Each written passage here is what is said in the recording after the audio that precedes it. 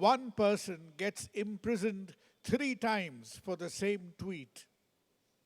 It's not happened very many times in history, and this evening we have that same person who was locked up 3 times for saying the same thing in 3 different tweets. Hello, Saket Gokhale, the Trinamool MP and one of the most firebrand right to information activists in our country now. Thank you so much, Dr. Sarkar. I want to start off by thanking CDC, the Calcutta Club, and Telegraph for organizing this. I'm not here, as the only member of parliament here in the panel. I believe I represent everybody regardless of whichever party they voted for. I'm not here to give a political speech. We have our news channels for doing that. So I'm actually going to get down to what the actual topic of this debate is. Before I start off though, I would like to remind a friend on our own side, Mr. Raghunathan, is that no, the Enforcement Directorate is not going to the Telegraph offices tomorrow. The last 1/3 of your speech, great, criticism. I would just invite you to go and give the first 1/3 of your speech in Ahmedabad tomorrow and see what happens. I've done it. I spent 6 months in jail for doing that. It's a very interesting thing about Parliament. We used to have in the old Parliament building, now everything is new and Vikas and big and grand. But the old Parliament building, where the Constitution of India was written, where Bhagat Singh very famously threw the bombs from the gallery and pamphlets, what it was called the Legislative Assembly at that point. The Central Hall, there used to be only 3 categories of people that were allowed to be inside Central Hall. One was members of parliament, their spouses, ex-members of parliament, and the third very important category was journalists with 20 years or more of experience.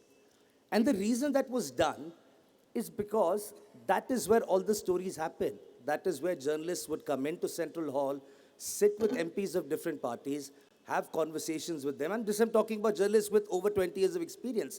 And that's how a lot of stories would then come out. As one of my Trinamool MP colleague calls it, we have now moved to the lobby of the Holiday Inn, which is also called the New Parliament Building. In the New Parliament Building, there's no Central Hall. There is a cafeteria for MPs.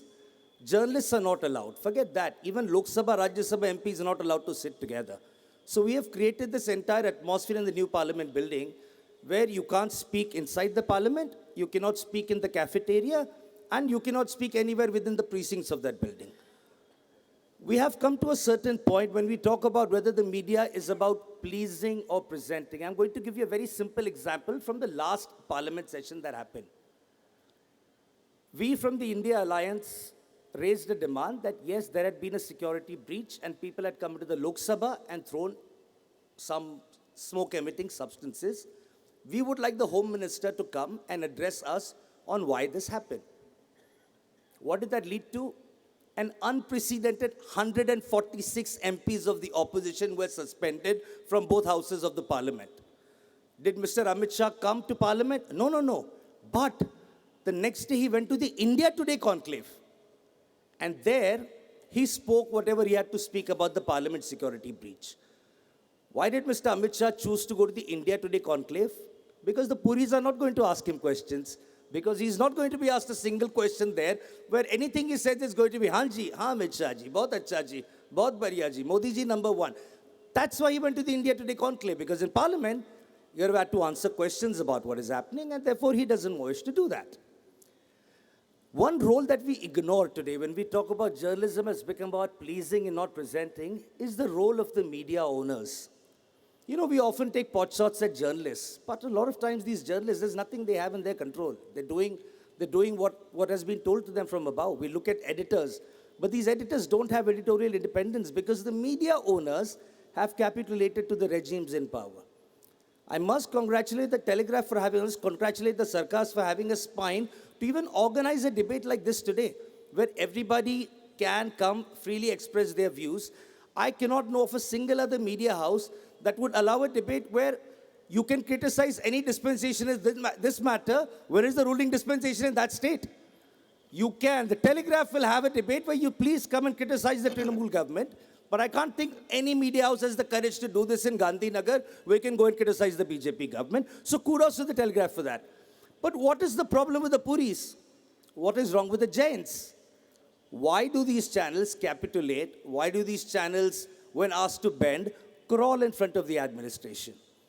And no, it is not only about government advertisements. Sure, they form a big chunk of it. But today, what journalism has been reduced to, yes, journalists are still reporting. Let me clarify that. Journalists across all media houses are reporting.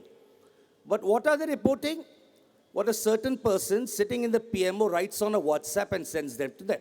They're going to sit down, they're going to read that verbatim, they're going to tweet about it. If there is a typo in the original WhatsApp message, there is going to be a typo in the tweet as well. So they are reporting diligently. So what they have become is they have become press outlets where the government could just issue a press release. They have turned that into a news channel reporting that as news and then even holding a debate onto it. Look at the quality of television debates. It's embarrassing. I rarely go on TV debates. We don't get to debate in Parliament either, so which is why I guess I'm here. But television debates are atrocious. You're going to have a moderator who's probably leaning to a certain side, more often the side of the ruling party. Then you're going to have maybe one or two people, unfortunate ones from the opposition, who've been sent there to participate. And then in India, we have this very interesting concept of a political analyst. So what they will do is, I'm going to invite 3 or 4 supporters of the BJP who are not yet part of the BJP, but they'll come on a news channel as political analysts. There they go on, they sit there. There's a lot of people here on the stage as well who made their careers that way, but I'm not going to get into that. But these political analysts will sit. Their job is to praise the BJP, and lo and behold, a few days later, you will see that they've become spokespersons of that party. So the question is, where is the role of the media? I quite agree with one point that Ms. Mukherjee from the other side made, is that media, the problem today is polarization. I completely agree. We live in a very polarized time where there is media that seeks to please the right wing. There is also a certain echo chamber of the media or journalists who want to please people on the left. So it's not that echo chambers don't exist on both sides. One is state-sponsored, one is not. That's the only difference. But there are echo chambers on both sides. But polarization, sure, media is all about polarization. But who does polarization benefit? That the question should be asked is why, what does the media stand to gain out of polarizing? I don't want to lose viewers. I have a certain set of viewers. I in fact want to get more. Why do I want to polarize the Muslim viewer? Because there is somebody on my head sitting, giving me money and coercing me into doing that. Journalism should be about good old reporting. I have been a journalist in the past. I've been a foreign correspondent. And never did I was lucky enough to not face editorial interference in the work that I did. Today, what you're being shown is either what you want to see or what the government wants you to see. What you're not being shown is what is actually happening out there.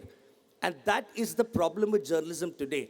They either want to please the government, they want to please you, but nobody really wants to show you what is going on out there. And that is the problem. It is not about who the media is pleasing, but the problem is that the media today is not presenting. Thank you very much.